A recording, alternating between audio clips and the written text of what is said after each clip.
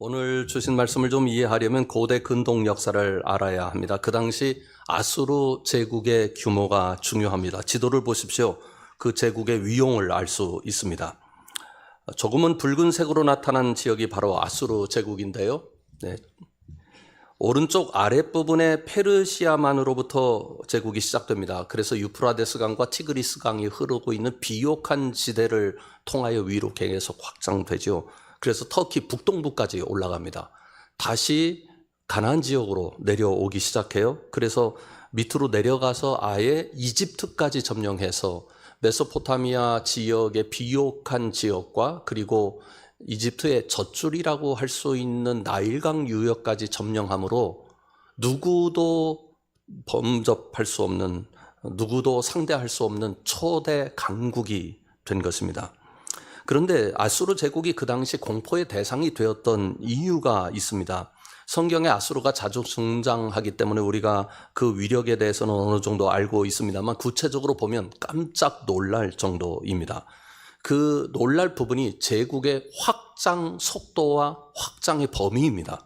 한번 보십시오. 제가 그림을 하나 가져왔는데 레이먼스 펠로우십이라고 하는 사이트에서 빌려왔어요. 아수르 제국의 확장의 정도를 아주 분명하게 보여줍니다. 1번이라고 쓰여진 곳이 아수르가 시작된 곳입니다. 그런데 2번, 3번, 4번, 5번 이렇게 확장돼 가지고 아까 말씀드렸던 것처럼 이집트까지 내려가서 9번에 이르러서 그 제국의 크기가 결정됩니다. 그러니 고대 근동의 메소포타미아 지역 그리고 이집트 지역, 이 모든 지역이 아수르 제국의 수하에 있게 됐습니다. 사마리아와 예루살렘도 물론 가나안 지역에 속함으로 결국은 아수르의 지배를 당하게 됩니다. 어마어마했습니다.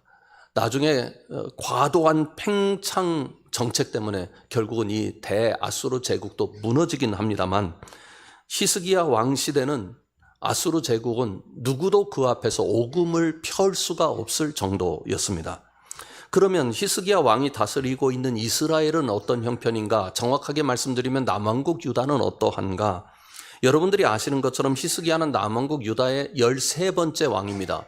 25살에 즉위했습니다. 그리고 26년간 통치를 했는데 연대로 따지면 BC 715년부터 686년까지입니다. 그런데 사실 따지고 보면 히스기야가 정치의 전면에 선 건 이것보다 훨씬 더 길었습니다. 왜냐하면 그의 아버지 아하스가 히스기야를 즉위시키지 않고 히스기야와 공동 섭정을 한 것이 15년이나 됩니다. 그런데 이 기간이 매우 중요했는데요. 왜냐하면 그 당시 히스기야가 섭정 정치권 아래 있을 때 주전 722년에 북왕국 이스라엘이 아수르에 의해서 패망합니다. 히스기야가 어렸을 때 물론 나뉘어 있습니다만 자신과 동족인 한 왕국이 어떻게 무너지는지를 분명하게 보았습니다. 근데 참 묘하게요. 어렸을 때 경험은 일생을 지배하는 경향이 많습니다. 그래서 어렸을 때 되도록이면 우리 아이들이 건강하게 자랄 수 있도록 보호하려고 하잖아요. 히스기야는 아수르 생각만 해도 마음의 두려움이 가득 넘치는 삶을 살았을 것입니다. 그 당시 사실 따져보면 남왕국이 강한 것으로 우리가 착각하고 있습니다만 그렇지 않습니다. 북왕국이 훨씬 더 강했습니다. 한번 지도를 보십시오. 북왕국 이스라엘 지역이고요. 초록색은요. 그리고 오렌지색은 남왕국 지역입니다. 훨씬 영토가 넓었습니다. 그런데 영토만 넓은 게 아니었어요. 워낙 성경에 북왕국에 대한 심판의 이야기가 많아서 북왕국이 형편없는 나라처럼 보입니다만 실제로는 경제력과 군사력이 남왕국에 비해서 더 뛰어났습니다. 히스기야는 그걸 봤습니다. 저런 나라가 무너지는구나. 아수르에 의해서요. 이렇게 되니까 유다 왕과 백성에게는 두 가지 문제가 생겼어요. 하나는 1차적인 충격이 북왕국이 아수르에 패망한 겁니다. 그런데 이것보다 더 큰 충격이 있었습니다. 북왕국 이스라엘은 남왕국 유다에 비해서 위쪽에 있잖아요. 위쪽에 있다 보니 북왕국이 아수르 제국과 경계를 나누고 있었습니다. 그런데 위쪽에 있는 북왕국이 사라졌어요. 그러니 국경이 달라진 거예요. 그 공포스러운 그 당시 초대 강국 아수르 제국과 남왕국이 이제는 국경을 나누게 된 것입니다. 이건 엄청난 위기였습니다. 그 당시 아수르가 얼마나 폭력적인 제국이었는지 아수르의 한 비문에서 나타납니다. 그들의 힘을 과시하기 위해서 세운 아슈르나스르팔 2세 비문에 보면 다음과 같은 내용이 적혀 있는 게 발견됐습니다. 제가 한번 내용을 소개하겠습니다. 나는 도시문 맞은편에 기둥을 세우고 반란을 일으킨 모든 족장의 가죽을 벗겨 그들의 기둥을 그들의 가죽으로 덮었다. 일부는 기둥에 말뚝으로 꿰뚫고 다른 이들은 기둥 주위에 말뚝에 묶었다. 반란을 일으킨 장교들의 사지를 잘랐다. 많은 포로들을 불태웠고 많은 이들을 살아있는 포로로 잡았다. 그 중에 일부는 코, 귀, 손가락을 잘랐고 많은 이들은 눈을 뽑았다. 산자의 기둥을 하나 세우고 머리의 기둥을 다른 하나를 세워 그들의 머리를 도시 주변의 나무 기둥에 묶었다. 그들의 젊은 남자와 여자는 불태워 죽였다. 나머지 전사들은 유프라테스 사막에서 갈증으로 죽게 만들었다. 우리가 지금까지 역사 공부를 열심히 한 이유는 무엇 때문이냐면 히스기야와 그의 왕국이 처한 현실이 어떠한지를 알기 위해서입니다. 오늘 주신 말씀은 역사가 그렇게 그들 주변에서 소용돌이 치고 있었습니다. 하루도 편할 날이 없습니다. 발을 뻗고 잘 수 있는 날이 없는 거예요. 그 상황 속에서 나타난 말씀입니다. 말씀을 보십시오. 14절 이하의 말씀입니다. 히스기야가 사자의 손에서 편지를 받아보고 여호와의 성전에 올라가서 히스기야가 그 편지를 여호와 앞에 펴놓고 그 앞에서 히스기야가 기도하여 이르되 그룹들 위에 계신 이스라엘의 하나님 여호와여 주는 천하만국의 홀로 하나님이시라 주께서 천지를 만드셨나이다. 여호와여 귀를 기울여 들으소서. 여호와여 눈을 떠서 보시옵소서. 사내립이 살아계신 하나님을 비방하러 보낸 말을 들으시옵소서. 히스기야가 기도합니다. 그룹들 위에 계신 하나님, 천하만국의 홀로 하나님이시며 모든 우주 만물을 창조하신 하나님 아버지, 제가 편지 내용을 하나 가지고 있는데 이 편지는 아수르 제국의 황제 사네립으로부터 받은 편지입니다. 그런데 이 편지 내용 안에는 하나님을 조롱하는 글들이 가득합니다. 하나님 이것 좀 봐주십시오. 그런데 어떤 내용이 그 편지에 적혀 있었을까요? 성경이 그것을 공개합니다. 열왕기하 13장 33절부터 35절입니다. 민족의 신들 중에 어느 한 신이 그의 땅을 아수르 왕의 손에서 건진 자가 있느냐? 하맛과 아르밧의 신들이 어디 있으며 스발와임과 헤나와 아와의 신들이 어디 있느냐? 그들이 사마리아를 내 손에서 건졌느냐?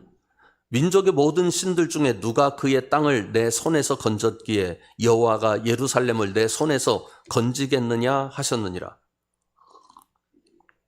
내용은 이런 겁니다. 지금까지 아수르와 많은 민족들이 싸웠습니다. 그런데 아수르가 이 전쟁에서 한 번도 진 적이 없습니다. 그래서 논리 하나가 생기는 거예요. 아수르 사네립의 입장에서 보면 많은 민족들이 그들이 섬기는 신이 있는데 그들이 전쟁에서 패배할 때 그 신들은 전혀 기여하지 못했다는 겁니다. 그래서 그 신들은 다 무능한 신들이다 이렇게 결론을 냅니다. 그러니 너희들이 여호와를 섬긴다고는 하지만 그 여호와인들 너희들을 도울 수 있는 능력이 있는 신이겠느냐? 여호와도 마찬가지이다 하며 조롱합니다. 그런 상황 속에서 히스기야가 기도를 하는 거죠. 기도의 내용이 우리가 봤습니다만 15절을 우리가 함께 한번 읽어보겠습니다. 15절 다 같이 읽습니다. 그 앞에서 히스기야가 기도하여 이르되 그룹들 위에 계신 이스라엘의 하나님 여호와여 주는 천하만국의 홀로 하나님이시라 주께서 천지를 만드셨나이다. 아멘. 세 가지 고백이 나타나죠. 그룹들 위에 계신 하나님, 천하만국의 홀로 되신 하나님, 그리고 온 우주 만물을 지으신 하나님. 여러분, 이렇게 하나님을 히스기야처럼 우리가 부를 수 있을까요? 만약 히스기야의 처지에 있으면 우리가 그렇게 하나님을 높이며 기도할 수 있을까요? 왜요? 그들이 만나고 있는 현실은 어떤 현실입니까? 천하를 누가 다스립니까? 아수르입니다. 사네립입니다. 실제로 이스라엘 주변국 많은 신들이 있었고 그 나라들이 모두 그 신을 의지하여 지금까지 살아왔는데 그 모든 나라가 아수르 앞에 모두 손을 들고 말았습니다. 무참하게 짓밟혔습니다. 다 패망했습니다. 그런데 이스라엘 백성들에게 더 뼈아픈 게 하나 있어요. 남왕국 입장에서 보면 북왕국이 멸망당하는 거예요. 왜냐하면 북왕국은 분명히 불의했고 그리고 우상숭배를 했기 때문에 하나님 앞에 심판을 받아서 패망한 것입니다. 그런데 외적으로 보면 아수르에 짓밟혔잖아요. 북왕국도 우상숭배를 하긴 했습니다만 하나님을 모르는 백성들은 아닙니다. 하나님을 섬긴다고 섬겼습니다. 그런데 그들이 섬기는 하나님은 도대체 무엇하시고 북왕국을 보호하지 않으신 겁니까? 외적으로 보면 이렇게 해석할 수밖에 없는 상황입니다. 우리가 어려울 때는 부정적인 얘기만 들립니다. 부정적인 내용만 크게 보여요. 그래서 부정적인 생각의 포로가 됩니다. 객관적인 판단을 하기가 어렵지요. 지금 아수르가 그들의 눈앞에 있습니다. 그런데 북왕국이 완전히 멸망당했습니다. 이제는 우리 차례입니다. 그런 상황 속에서 히스기야가 어떤 기도를 드렸는지 우리가 주목해야 합니다. 그는 여전히 하나님을 그룹들 위해 좌정하시는 하나님으로, 그리고 천하만국의 하나님으로, 온 세계 창조주로 고백합니다. 여러분, 히스기야의 믿음이 여기서 드러납니다. 어떤 사람은 실패해서 기가 죽습니다. 우리가 실패를 자주 경험하지 말아야 하는 이유가 있어요. 왜냐하면 실패가 계속 우리의 기운을 빼앗아 갑니다. 실패가 잦을수록 의기소침해지지 않을 사람은 별로 없어요. 어떤 사람은 상황이 좋지 못하니까 그 기에 눌려서 주눅이 듭니다. 부정적인 일을 많이 경험하게 되면 자신의 힘이 어떠한지 깨닫기가 어려워요. 실패자로, 낙오자로 스스로 인정하고 맙니다. 그런데 반대의 경우도 있어요. 성공한 사람들 중에 이런 말을 하는 이야기를 들어요. 첫 번째로는 실패한 사람들이 실패를 딛고 일어나서 성공을 하게 될 경우 그 실패가 나의 성공의 이유였다 말합니다. 실패를 하나 경험했는데 이 실패를 이 사람은 어떻게 해석을 했느냐면 이 실패는 실패할 수 있는 방법 하나를 내게 알려준 교훈으로 받아들이는 거죠. 그러니 실패가 거듭돼도 나는 실패하지 않을 교훈을 더 많이 갖는 사람이 되는 겁니다. 그래서 나는 성공했다는 겁니다. 어떤 사람은 어려운 상황이 나를 굴복하게 만들었다고 말합니다. 그런데 승리한 사람들 중에 상당수는 그 어려운 상황이 오늘의 나를 만들었다고 말합니다. 똑같은 상황인데 그것을 어떻게 바라보느냐에 따라서 완전히 다른 길을 걷게 됩니다. 제가 얼마 전에 TV 여행 연애 프로그램을 봤어요. 예능 프로그램이더라고요. 그런데 출연자 중 두 사람이 브라질에 있는 폭포 스윙을 하는 장면이었습니다. 저 폭포 스윙이라는 말을 처음 들어봤어요. 왜냐하면 폭포에 걸린 줄을 거기에 줄을 매달아 놓고 거기서 뛰어내리니까 왔다 갔다 할 거 아니에요. 그래서 스윙이라고 말하는 거예요. 브라질의 푸마사 폭포에서 일어난 일인데요. 한번 보십시오. 이 사진에서 보면 폭포에서 이렇게 뛰어내리는 사람들의 모습을 볼 수 있죠. 폭포와 저쪽 언덕 사이에 줄이 매어 있긴 합니다. 그런데 거기다가 고리를 걸어가지고 그 고리에 달린 줄에 사람이 매달리는 거예요. 그런 상황 속에서 뛰어내리는 거죠.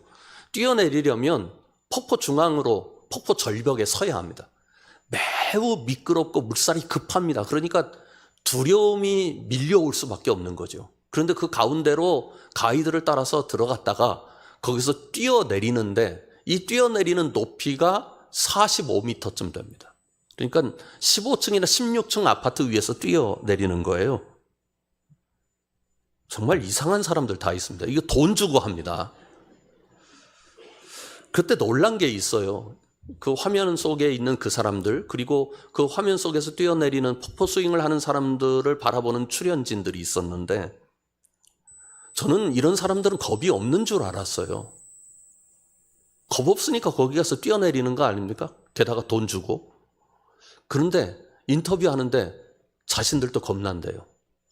재미있게 하려고 했는지는 모르겠습니다만 잠시 화면에서 유언장까지 남기더라고요. 죽을지 모르니까 겁이 나는 거예요. 근데 재밌는 부분이 이 부분입니다. 그 화면에 나타난 출연진들의 폭포 스윙하는 모습을 보고 그걸 구경하던 이 사람들은 나는 죽어도 저런 짓은 안 한대요. 왜요? 겁나서. 저거 어떻게 하냐고. 저걸 왜 하냐고 그래요. 그런데 뛰어내리는 사람들도 똑같았어요. 겁나요. 근데 그 사람들이 뭐라고 하는지 아세요? 겁나서 뛰어내린대요. 왜요? 겁을 극복하려고. 그러니까 겁난 이유는 똑같아요. 그걸 경험하는 사람이나 그걸 구경하는 사람이나 똑같다고요. 그런데 겁나는데도 한쪽은 뛰어내리고 한쪽은 겁나서 못 뛰어내려요. 의미 있는 내용이었습니다. 히스기야는 겁났습니다. 사내립이 쳐들어온다고 하니까 엄청난 긴장과 그리고 두려움이 가슴을 가득 채웁니다. 열왕기하 18장 13절 이하의 말씀을 보십시오. 히스기야가 비굴하게 사내립 앞에 엎드립니다. 겁나서요. 히스기야 왕 제14년에 아수르의 왕 사내립이 올라와서 유다 모든 견고한 성읍들을 쳐서 점령하며 유다의 왕 히스기야가 라기스로 사람을 보내어 아수르 왕에게 이르되 내가 범죄하였나이다. 나를 떠나 돌아가소서. 왕이 내게 지우시는 것을 내가 당하리이다 하였더니 아수르 왕이 곧 은 300달란트와 금 30달란트를 정하여 유다의 왕 히스기야에게 내게 한지라. 히스기야가 이에 여호와의 성전과 왕궁 곳간에 있는 은을 다 주었고 또 그때 유다 왕 히스기야가 여호와의 성전 문의 금과 자기가 모든 기둥에 입힌 금을 벗겨 모두 아수르 왕에게 주었더라. 다급했습니다. 방법이 없는 거예요. 사내립을 극복할 길이 없습니다.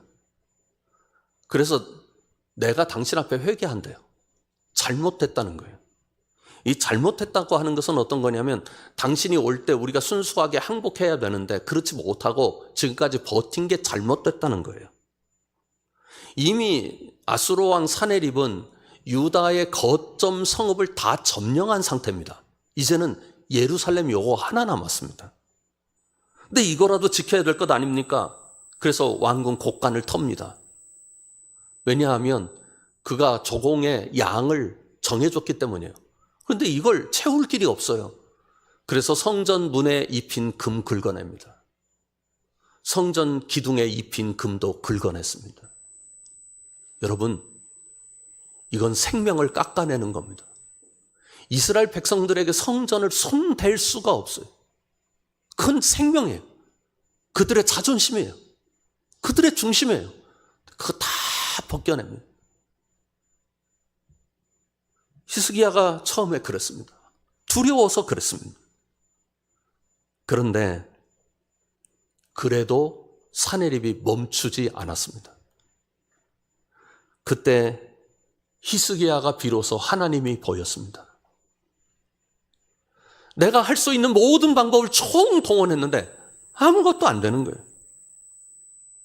히스기야가 그렇게 두려울 때 하나님 앞에 엎드리니 하나님 앞에 회개하니 하나님의 역사가 보였습니다.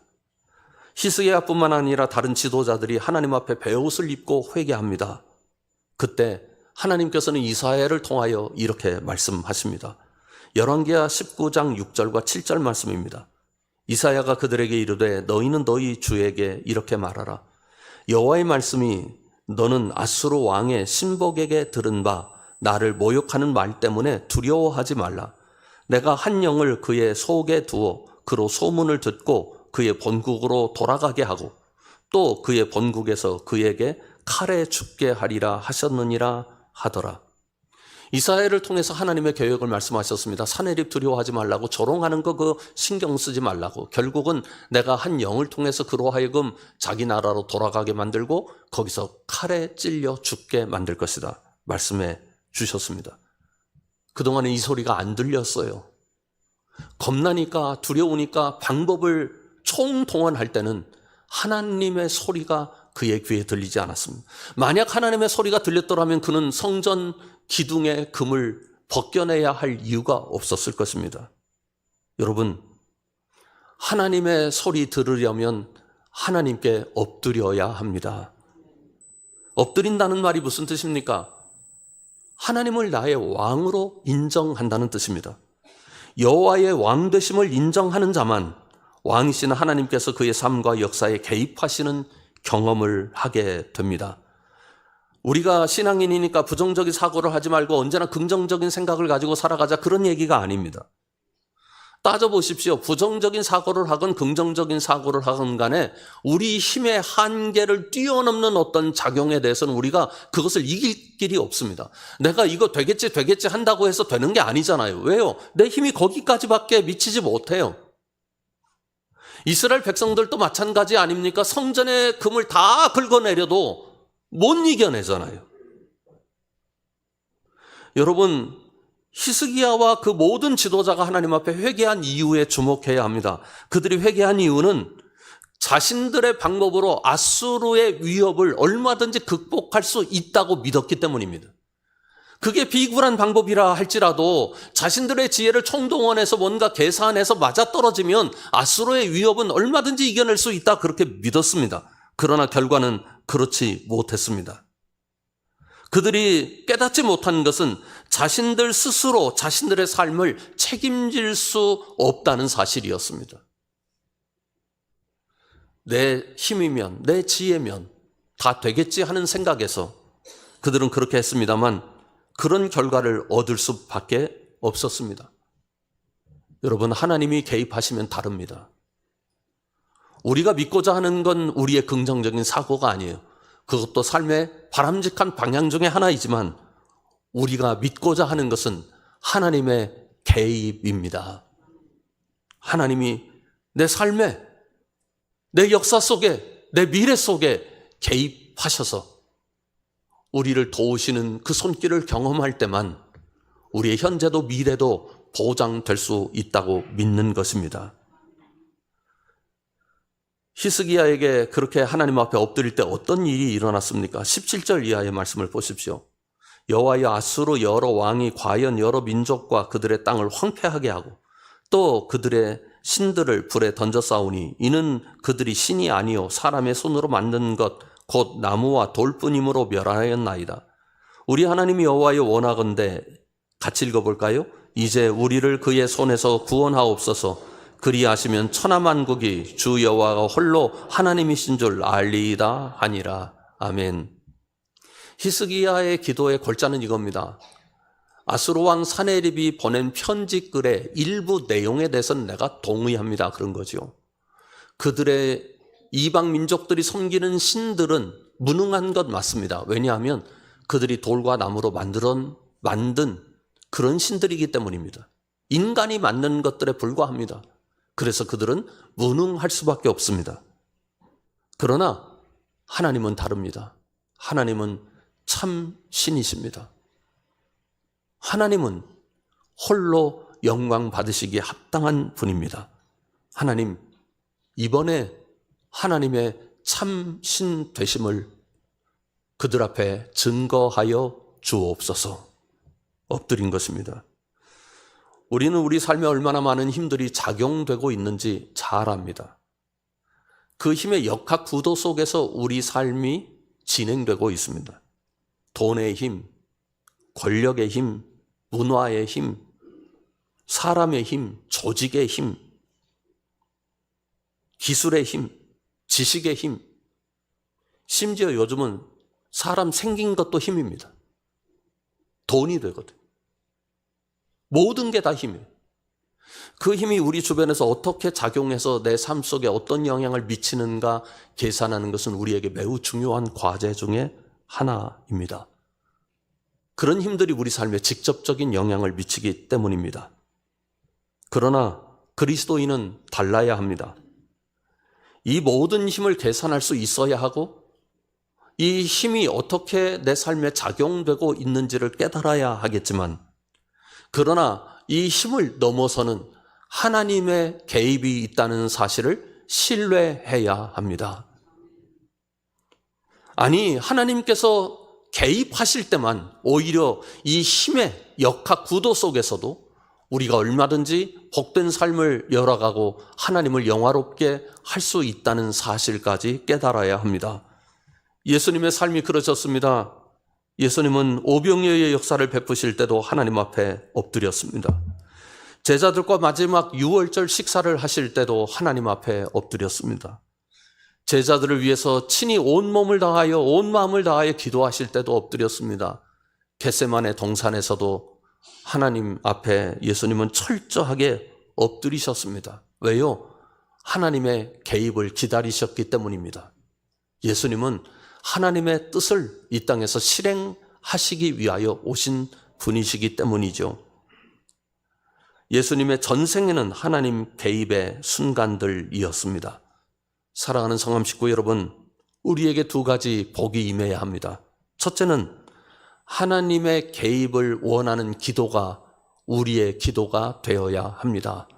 두 번째로는 하나님의 개입의 역사가 우리 삶의 증거물로 나타나야 합니다. 여러분들 모두가 하나님의 개입을 원하는 기도를 드릴 줄 알고 그래서 하나님의 개입의 역사가 일어나서 그것이 여러분들에게 간증이 될 수 있기를 주님의 이름으로 축원합니다. 기도하겠습니다. 우리 다 같이 한번 기도하겠습니다. 우리가 하나님의 개입을 철저하게 신뢰하는 삶을 살아가게 해달라고요. 그래서 우리 삶의 내용 속에 하나님의 개입의 증거가 무엇보다도 선명하게 나타날 수 있도록 인도해달라고 다 같이 하나님 앞에 기도합니다. 아버지 하나님, 저희들이 하나님의 은혜로 살았습니다. 하나님의 역사로 살았습니다. 아버지 하나님, 어느 것 하나 하나님이 개입하시지 않은 것이 없습니다. 그것을 다 아는데도 마치 오늘도 우리는 여전히 우리의 힘으로 사는 것처럼 생각하고 우리의 뜻을 펼쳐갑니다. 하나님 앞에 구하옵나니 우리가 겸손하게 하나님 앞에 엎드리고 회개하는 마음으로 늘 엎드릴 줄 알아서 이 어려운 시대에 하나님의 개입만이 우리의 답인 것을 깨닫게 하여 주시옵고, 그래서 그 개입의 역사를 충만하게 경험하며 살아갈 수 있도록 주님 인도하여 주시옵소서. 주님의 은혜를 기다립니다. 예수님 이름으로 기도드립니다. 아멘. 하나님, 저희들이 하나님을 믿게 된 것도 하나님의 개입이었습니다. 오늘까지 살아온 것도 하나님의 개입 때문입니다. 우리의 미래를 희망 가운데 바라보고 기도하옴도 하나님의 개입을 믿기 때문입니다. 아버지 하나님, 우리 삶의 곳곳에, 우리 삶의 모든 시간 속에 하나님의 개입의 흔적이 분명할 수 있도록 역사하여 주시옵소서. 예수 그리스도의 이름으로 간절히 기도드립니다. 아멘.